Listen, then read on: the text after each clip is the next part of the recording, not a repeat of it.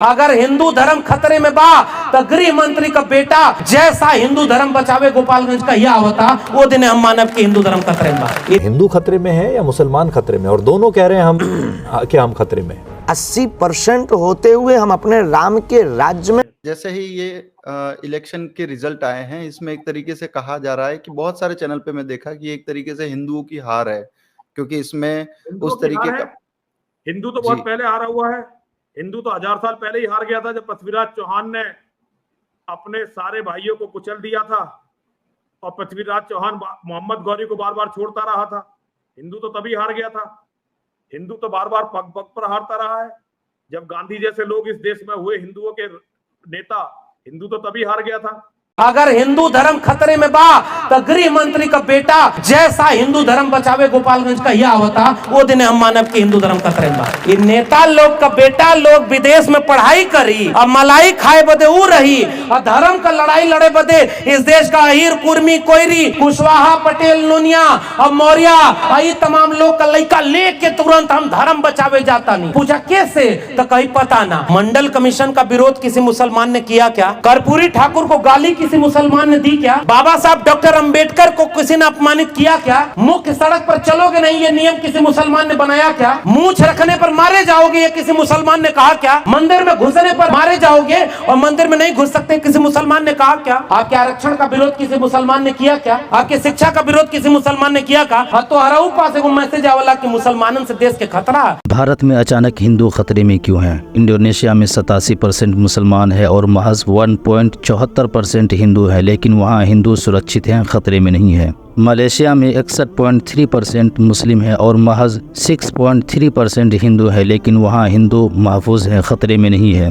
और अरब ममालिक में तो वहाँ का धर्म ही इस्लाम है। अरब ममालिक में 98% मुस्लिम है और अप्रोक्सीमेटली 1% नॉन मुस्लिम है, लेकिन वहाँ भी कोई हिंदू भाई खतरे में नहीं है। सिंगापुर में भी 7% हिंदू है, लेकिन वहाँ भी हिंदू शांति से रहते हैं, खतरे में नहीं है। यूरोपीय देश ईसाई बहुल है, वहाँ पर 1.5% हिंदू हैं और उनके धर्म को कोई ख़तरा नहीं है। वियतनाम के कुल आबादी का 1% भी हिंदू नहीं है, लेकिन वहाँ भी हिंदू खतरे में नहीं है। थाईलैंड में 0.02% हिंदू हैं जो अपने आप को राम का वंशज कहते हैं, लेकिन वहाँ भी हिंदू खतरे में नहीं है। एक भारत ही ऐसा देश है जहाँ 80% हिंदू हैं। राष्ट्रपति, प्रधानमंत्री, मुख्यमंत्री सहित 98% नौकरशाह हिंदू है, लेकिन हिंदू खतरे में है। उनसे सवाल है, हिंदू खतरे में है या हिंदुत्व खतरे में है? लेकिन अगर आप गौर करेंगे तो मालूम होगा न तो हिंदू खतरे में है न तो हिंदुत्व खतरे में है, बल्कि वो हिंदू जो बिलो पॉवर्टी लाइन है, उनकी नौकरी, स्वास्थ्य, व्यापार खतरे में है। और हाँ, देश का भाईचारा, अमन शांति खतरे में है। और देखिए एक सीधे साधे इंसान के माइंड को कैसे डाइवर्ट किया जाता है। मुसलमान पूरी दुनिया में ये नैरेटिव बना रहे हैं कि मुसलमान भारत में खतरे में है। खतरे में है कौन? हिंदू खतरे में है या मुसलमान खतरे में, और दोनों कह रहे हैं हम कि हम खतरे में। 80% होते हुए हम अपने राम के राज्य में राम की यात्रा नहीं निकाल पाए। 80% होते हुए राम की जन्मभूमि के लिए कई साल अदालतों पर माथा रगड़ना पड़ा। खतरे में हिंदू है कि मुसलमान? स्वामी जी, चुनाव परिणाम हमारे सामने हैं, तो आपकी क्या प्रतिक्रिया है इन चुनाव परिणामों को देखकर? चुनाव परिणाम देखिए, लोकतंत्र का एक नियम है, जैसी जनता होती है उसे वैसा ही शासक मिलता है। जैसे हिंदू है वैसा ही परिणाम है, कुछ भी अप्रत्याशित इस परिणाम में नहीं है। जैसे ही ये इलेक्शन के रिजल्ट आए हैं, इसमें एक तरीके से कहा जा रहा है कि बहुत सारे चैनल पे मैं देखा कि एक तरीके से हिंदुओं की हार है, क्योंकि इसमें उस तरीके का हिंदू तो बहुत पहले हारा हुआ है। हिंदू तो 1000 साल पहले ही हार गया था, जब पृथ्वीराज चौहान ने अपने सारे भाइयों को कुचल दिया था और पृथ्वीराज चौहान मोहम्मद गौरी को बार बार छोड़ता रहा था। हिंदू तो तभी हार गया था। हिंदू तो बार बार पग पग पर हारता रहा है। जब गांधी जैसे लोग इस देश में हुए हिंदुओं के नेता, हिंदू तो तभी हार गया था। जब यहाँ नेहरू को नेता माना गया, हिंदू तो तभी हार गया था। और यही परंपरा आज तक चल रही है। हिंदू तो कब नहीं हारा।